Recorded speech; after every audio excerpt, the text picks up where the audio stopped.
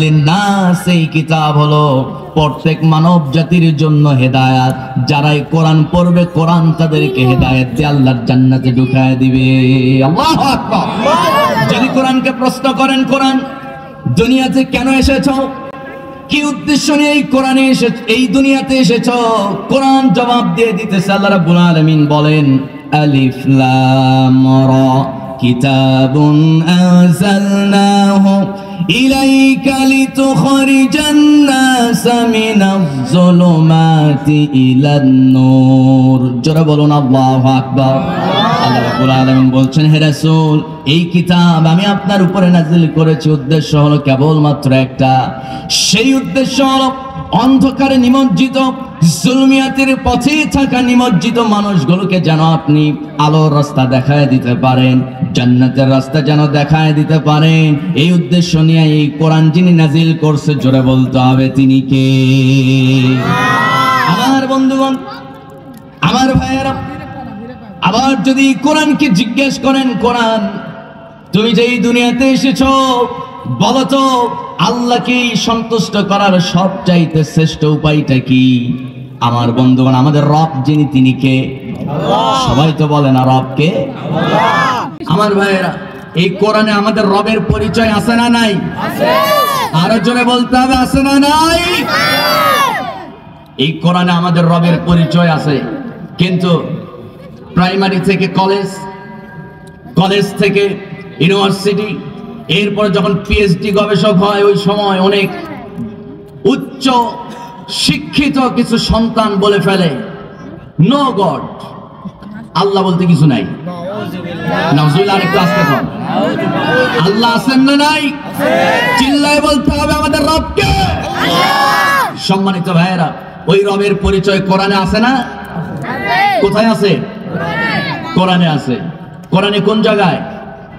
এমন একটা জায়গায় আল্লাহর পরিচয় আল্লাহ তাআলা উঠায় দিয়েছেন এই কিতাবের ভিতরে। আমার বন্ধুগণ, আমার ভাইয়েরা, আল্লাহ রাব্বুল আলামিন ছোট্ট একটা সূরা বাছাই করলেন, ছোট্ট একটা সূরার ভিতরে তার পরিচয় ঢুকায় দিয়েছেন, যেই সূরাটা একবার পড়লে 10 পারা কোরআন খতম করার সওয়াব। আরেকটু আস্তে কোন সুবহানাল্লাহ। দুইবার পড়লে 30 পারা, তিনবার পড়লে, দুইবার পড়লে 20 পারা, তিনবার পড়লে 30 পারা কোরআন খতমের সওয়াব যিনি দিবে, জোরে বলুন তিনি কে? আমার বন্ধুগণ, আল্লাহ রাব্বুল আলামিন সেই সূরার কথা বলছেন, সেই সূরার মধ্যে নিজের পরিচয়টা তুলে ধরেছেন। যারা পারেন ঠোঁট মিলিয়ে আমার সঙ্গে পড়ে নেন, কুল হুয়াল্লাহু আহাদ আল্লাহুস সামাদ লাম ইয়ালিদ ওয়া লাম ইউলাদ ওয়া লাম ইয়াকুল লাহু কুফুয়ান আহাদ। জোরে বলুন আল্লাহু আকবার। কুল হুয়াল্লাহু আহাদ, নবী হে আপনি বলুন, রব মূলত দুই না এক? সবাই তো বলে না, এটা তো ঈমানের প্রশ্ন। চিল্লায় বলতে হবে, রব মূলত দুই না এক? হিন্দুদের রব এক না অনেক? আমার বন্ধুগণ, খ্রিস্টানদের রব এক না একাধিক? সবার রব একাধিক, কিন্তু আমাদের রব এক। আমাদের রব মূলত কেবলমাত্র একজন। লাম ইয়ালিদ ওয়া লাম ইউলাদ, তিনি কাউকে জন্ম দেন নাই, তাকেও কেউ জন্ম দেয় নাই। ওয়া লাম ইয়াকুল লাহু কুফুয়ান আহাদ, আমাদের রবটা এমন একজন রব। আমার বন্ধুগণ, আল্লাহ বলছেন, দুনিয়ার সমস্ত শক্তি এক জায়গায় করলেও ডোনাল্ড ট্রাম্প, জো বাইডেন, আমেরিকার মহা শক্তিধর president George W Bush, Barack Obama, এদের সবার শক্তি, এরপরে ইসরায়েলের নেতানিয়াহু, সবার শক্তি এক জায়গায় করলেও আমার রবের ওয়া লাম ইয়াকুল লাহু কুফুয়ান আহাদ, রবের সমকক্ষ হতে পারে নাকি? আমার ভাইয়েরা, আমার বন্ধুগণ, আল্লাহ রাব্বুল আলামিনের জন্য দুনিয়ার तमाम মানুষকে বলছেন, ও দুনিয়ার মানুষরা শোনো, মানুষকে ভালোবাসবা তো ঠকবা, রবকে ভালোবাসবা তো জিতে যাবা। কথা ঠিক কি না? ঠিক আছে না? বউকে আপনি ভালোবাসেন, বউয়ের জন্য দিন নাই রাত নাই, কি খাটাখাটনি। সকালবেলা পান্তা খায়া মাঠে আছে দাদা, সারাটা দিন পুরা দিনের রোদের তাপ পিঠের উপর দিয়ে চলে যায়, ঠিক কিনা বলেন? আমার বন্ধুগণ, যারা দোকানদার, কাস্টমারের সঙ্গে কথা বলতে বলতে মাথা গরম, দিন শেষে বাড়িতে আসছে, বউরে একটা সালাম দিছে, সালামের জবাব তো দূরের কথা, সালামের জবাব তো দূরের কথা, মোখলেসের বাপ তাড়াতাড়ি ভাত ওই জায়গায় আছে, নিয়ে খাও, খায়া ঘুমাও, আছে না? আমার বন্ধুগণ, দিন শেষে বউয়ের ভালোবাসাও পাওয়া যায় না ঠিক মতো। যুবকদের কথা আর কি বলবো, 3 বছর 4 বছর রিলেশন করার পর হঠাৎ করে পার্কে গেছে ওরা আরেক গার্লফ্রেন্ডে নিয়ে, যাওয়ার পর দেখতেছে ওই প্রথম গার্লফ্রেন্ড আরেক বয়ফ্রেন্ডকে নিয়ে হাজির, ঠিক কিনা? আমার ভাইয়েরা, সবাই সবাইরে ধোঁকা দেয়, কিন্তু আল্লাহকে ভালোবাসবেন কোনো ধোঁকার অবকাশ নাই। কারণ আল্লাহ রাব্বুল আলামিন দুনিয়ার तमाम মানুষকে বলছেন, আল্লাযীনা ইউনফিকুনা ফিস সাররাই ওয়াদ দাররাই ওয়াল কাযিমিনাল গায়যা ওয়াল আফিনা আনিন নাস ওয়াল্লাহু ইউহিব্বুল মুহসিনিন। জোরে বলুন আল্লাহু আকবার। আমার বন্ধুগণ, মহান রব্বুল আলামিন বলেন, কেউ যদি মুহসিন বান্দা হতে চায়, মুহসিন মানে হলো আল্লাহর কাছে অধিক প্রিয় বান্দা। আমার বন্ধুগণ, মুহসিন বান্দা যদি কেউ হতে চায়, আল্লাহ বলছেন ইউনফিকুনা ফিস সাররাই ওয়াদ দাররা। আমার ভাইয়েরা, সচ্ছল অবস্থায় আল্লাহর রাস্তায় দান করতে হবে, অসচ্ছল অবস্থায় আল্লাহর রাস্তায় দান করতে হবে। সচ্ছল অবস্থা আপনি বেশি দান করেন, অসচ্ছল অবস্থা আপনি কম দান করেন, কিন্তু কথা হলো নিয়মিত দান করতে হবে। কারণ আল্লাহ রাব্বুল আলামিন বলছেন, যারা নিয়মিত দান করে, কম হোক বেশি হোক বিপদ, কম দান করে বিপদ নাই, বেশি দান করে। আল্লাহ রাব্বুল আলামিন বলছেন, এই সমস্ত বান্দারাই মুহসিন বান্দা। জোরে কোন সুবহানাল্লাহ। মুহসিন বান্দার 2 নাম্বার গুণ হলো, তারা যখন ইউনফিকুনা ফিস সাররাই ওয়াদ দাররাই ওয়াল কাযিমিনাল গায়য ওয়াল আফিনা আনিন নাস। মুহসিন বান্দার আরেকটা গুণ হলো, মুহসিন বান্দারা কেবলমাত্র শুধুমাত্র তারা প্রতিশোধ পরায়ণ হতে পারে না, তারা বরঞ্চ মানুষকে ক্ষমা করতে ভালোবাসে। আমরা ক্ষমা করতে পারবো কি পারবো না? জোরে বলি ইনশাআল্লাহ। ক্ষমাকারী একজন, তিনি কে? সবচেয়ে শ্রেষ্ঠ ক্ষমাকারী কে? আল্লাহ তাআলা। ক্ষমার গুণ যদি আপনার ভিতরে থাকে, আল্লাহ তাআলা আপনাকেও ভালোবাসবেন। সুবহানাল্লাহ বলবেন না? আমার বন্ধুগণ, আল্লাহর সন্তুষ্টি লাভের 5টা উপায় আমি নরমালি খুব সামারাইজ করে সংক্ষিপ্ত আকারে আপনাদের সামনে উঠায় তুলে ধরবো। আমার ভাইয়েরা, আমার বন্ধুগণ, আল্লাহকে সন্তুষ্ট করার 5টা মাত্র উপায় বলে যাব। এই 5টা উপায় যদি আমরা ফলো করি, আল্লাহকে সন্তুষ্ট করা হয়ে যাবে। আপনার স্ত্রীকে সন্তুষ্ট করার জন্য কত টেনশন, কত কি করেন। ঈদে একটা শাড়ি কিনতে যাবেন, কোন শাড়িটা পছন্দ, ভিডিও কলে দেখায়, দেখো তো বউ এই শাড়িটা পছন্দ কিনা। সন্তান তারে খুশি করার জন্য কত টেনশন, বাপ মাকে খুশি করার জন্য পেরেশান, কিন্তু দিন শেষে কেউ আপনারটা দেখে না। আমার বন্ধুগণ, আমার ভাইয়েরা, আপনি সবাইকে দেখবেন ঠিক আছে, কিন্তু প্রথম দেখতে হবে একজনকে, তিনি কে? আরো জোরে বলতে হবে, তিনি কে? সম্মানিত ভাইয়েরা, আমার বন্ধুগণ, আপনি এক কাজ করেন, এই দুটো অফ রেখে ওই পাশের একটা আমার দিয়ে ঘুরাই দেন, এই পাশের একটা আমার দিয়ে ঘুরাই দেন, তাইলে আর ঝামেলা থাকবে না। জান বুঝলেন না? এটা সহজ উপায়। সম্মানিত ভাইয়েরা, আল্লাহকে সন্তুষ্ট করার, আল্লাহকে ভালোবাসার উপায় কয়টা?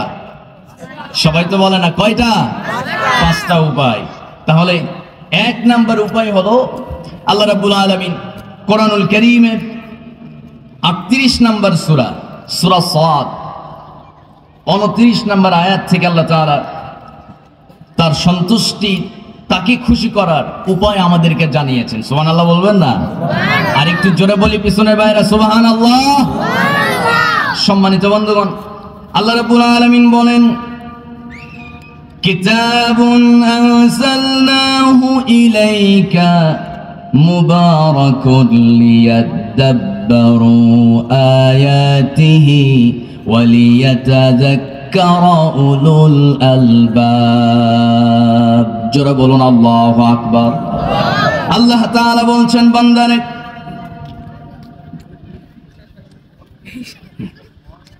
আল্লাহ রাব্বুল আলামিন বলছেন, বান্দারে আমি যেই কিতাব নাজিল করেছি, কিতাবুন আনজালনাহু ইলাইকা মুবারাকা, এই বরকতময় মুবারাকা এই কিতাব হলো বরকতময় একটা কিতাব। এই কিতাব আপনি পড়তে পারেন না, শুধু স্পর্শ করছেন, স্পর্শ করলেও সওয়াব আছে না নাই? কথা বলেন, বলেন আছে না? এই কিতাবের দিকে আপনি তাকাবেন, চোখের সগীরা গুনাহ মাফ হয়ে যাবে। এই কিতাব আপনি তাকালে সওয়াব, স্পর্শ করলে সওয়াব, পড়লে সওয়াব, শুনলেও সওয়াব আছে না নাই? আমার বন্ধুগণ, এই কিতাব যারা পড়ে তাদেরকে ভালোবাসলেও সওয়াব আছে না নাই?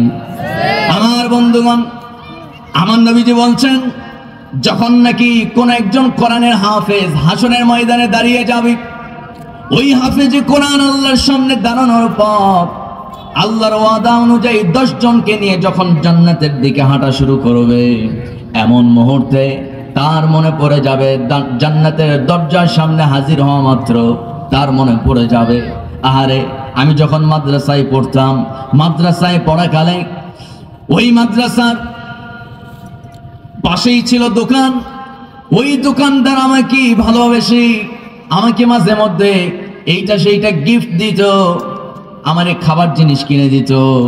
এরপরে মাদ্রাসার কমিটি যারা আছে তারা আমাকে সবসময় দেখশন করত।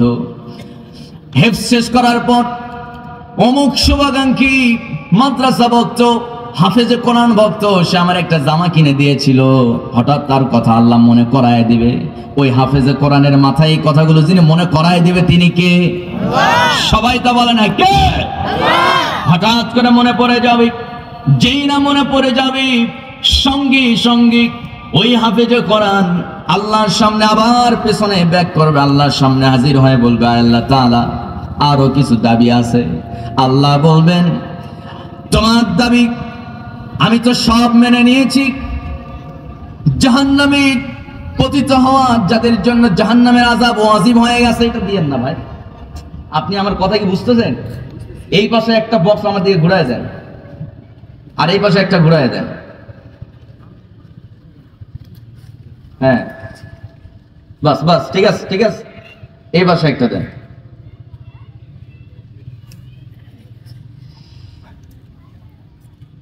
সম্মানিত ভাইয়েরা, আমি কিন্তু মূলত আপনাদেরকে একটু বসায় রাখছি, কিন্তু মূল আলোচনা করবে প্রধান আলোচক ইনশাআল্লাহ। ঠিক আছে না? ইনশাআল্লাহ আমাদের আবু রায়হান ভাই আসবে, অনেক গুরুত্বপূর্ণ কথা বলবে ইনশাআল্লাহ।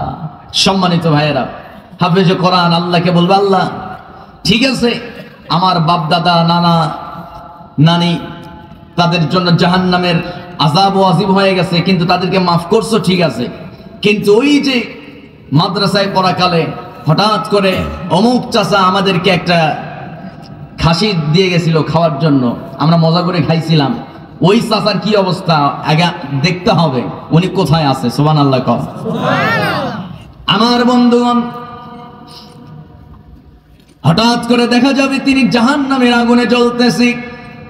কোরআন তো এমন একটা বরকতময় কিতাব, আল্লাহ রাব্বুল আলামিন বলেন, কিতাবুন আনজালনাহু ইলাইকা মুবারাকুল লিয়াদাব্বারু আয়াতিহি ওয়া লিয়াতাযাক্কারা উলুল আলবাব। জোরে বলি আল্লাহু আকবার।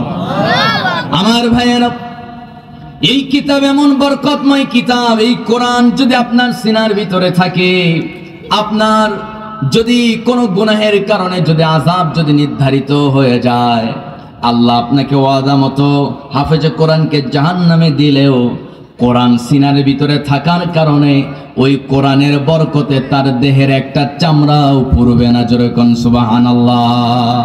একটা লোমও পুড়বে না। জাহান্নামে জ্বলবে ঠিক, আল্লাহ ওয়াদা করছে, পূর্বে ঠিক, কিন্তু ওই কোরআনের সম্মানে ইলাইকা মুবারাকা, এই বরকতময় কিতাবটা সিনার ভিতরে থাকার কারণে তার একটা লোমও জাহান্নামের আগুন পোড়াতে পারবে না। সুবহানাল্লাহ পড়েন। এই হাফেজে কোরআন দেখবে, আমার অমুক চাচা আমার একটা জুব্বা দিয়া দিছিল, অমুক এক দাদা মুরব্বী মানুষ তিনি আমার 10 টাকা হাদিয়া দিছিল, সাবান কেনার জন্য 50 টাকা দিছিল। এই কথা মনে পড়ে যাবে, অমুকে সে কোথায় আছে, অমুক দাদা কই, অমুক চাচা কই। যখন দেখবে জাহান্নামের আগুনে দাউ দাউ করে জ্বলতেছে, জাহান্নামের আগুনে ঝাঁপ দিয়ে তাকে জাহান্নামের আগুন থেকে উঠায় আনবে। সুবহানাল্লাহ। সেখানে দেখা যাবে এক সময় 10 জনের জায়গায় 20 জন 30 জন অসংখ্য জনকে নিয়ে হাফেজে কোরআন আল্লাহ জান্নাতের ভিতরে ঢুকবে। সুবহানাল্লাহ। আরেকটু আস্তে কর, আরেকটু চিল্লায় বলি সুবহানাল্লাহ। এই কোরআনের সম্মান বাড়িয়ে দিয়েছেন যিনি, তিনি কে? কিন্তু আমার দেশে কিছু কিছু মুসলমান আছে যারা বলে কোরআন খামাখা পড়ার কি দরকার, এটা তো ওল্ড ভার্সন, ওল্ড কিতাব, পুরাতন একটা বই, এটা পড়ে কি হবে? এই বই পড়ে তো ডাক্তার ইঞ্জিনিয়ার হওয়া যাবে না। হ্যাঁ ঠিক আছে, আমি একটা কথা আপনাদেরকে বলবো, কওমি মাদ্রাসায় পড়ে ডাক্তার হওয়া যাবে না, ইঞ্জিনিয়ার হওয়া যাবে না। এরপরে আপনি কি বলে সরকারি কোনো চাকরি আপনি পাবেন না। কিন্তু কথা হলো, আমার কথা হচ্ছে নরমালি আপনাকে প্রথমত আপনার সন্তানকে মাদ্রাসায় ভর্তি করায় দিয়া আপনার সন্তানের সিনার প্রথম তার জ্ঞান, ইকরা বিসমি রাব্বিকাল্লাযী খালাক, তার প্রভুর কিতাব কোরআনের জ্ঞান তার সিনার ভিতরে ঢুকায় দিয়া এরপরে আপনি তাকে কলেজ ইউনিভার্সিটিতে ভর্তি করান। এক সময় ডাক্তার হবে, ইঞ্জিনিয়ার হবে, এক সময় সে কন্ডাক্টর হবে, কিন্তু রাস্তার রড, এরপরে রাস্তার খোয়াবালি চুরি করে খাবে না। আরো জোরে হাত তুলে বলুন ঠিক কিনা? সম্মানিত ভাইয়েরা, ক্লাস 1 থেকে প্রাইমারির প্রতিষ্ঠানের এই পড়াশোনা থেকে একেবারে ক্লাস 1 থেকে মাস্টার্স পর্যন্ত কোরআনের সঠিক শিক্ষা না থাকার কারণে উচ্চ শিক্ষিত ডিসিএসপি, বড় বড় সরকারি ইঞ্জিনিয়াররা কোটি কোটি টাকা কলমের খোঁচা মেরে জনগণের টাকাগুলো নিয়ে নিচ্ছে। সম্মানিত বন্ধুগণ, এর পেছনে মূল কারণ হলো তাদের ভিতরে খোদাবিতি নাই, কোরআনের জ্ঞান নাই, বিদায় এই কাজগুলো তারা করে। ঠিক কিনা আমার ভাইয়েরা? এজন্য আল্লাহকে সন্তুষ্ট করার এক নাম্বার উপায় হলো ইলাইকা মুবারাকুল লিয়াদাব্বারু আয়াতিহি ওয়া লিয়াতাযাক্কারা উলুল আলবাব। এই কোরআন পড়তে হবে, এক নাম্বার উপায়। এই কোরআন কি করতে হবে? পড়তে হবে। নিয়মিত কোরআন পড়তে হবে, নিয়মিত কোরআন শুনতে হবে। এই কোরআন আপনাকে পড়তে হবে, কারণ আল্লাহ রাব্বুল আলামিন বলছেন, ও বান্দা, এই কোরআনের ভিতরে সবকিছু আছে, চিকিৎসা বিজ্ঞান, এরপরে আমার বন্ধুগণ সকল বৈজ্ঞানিক তথ্য এই কোরআনের ভিতরে আছে না নাই?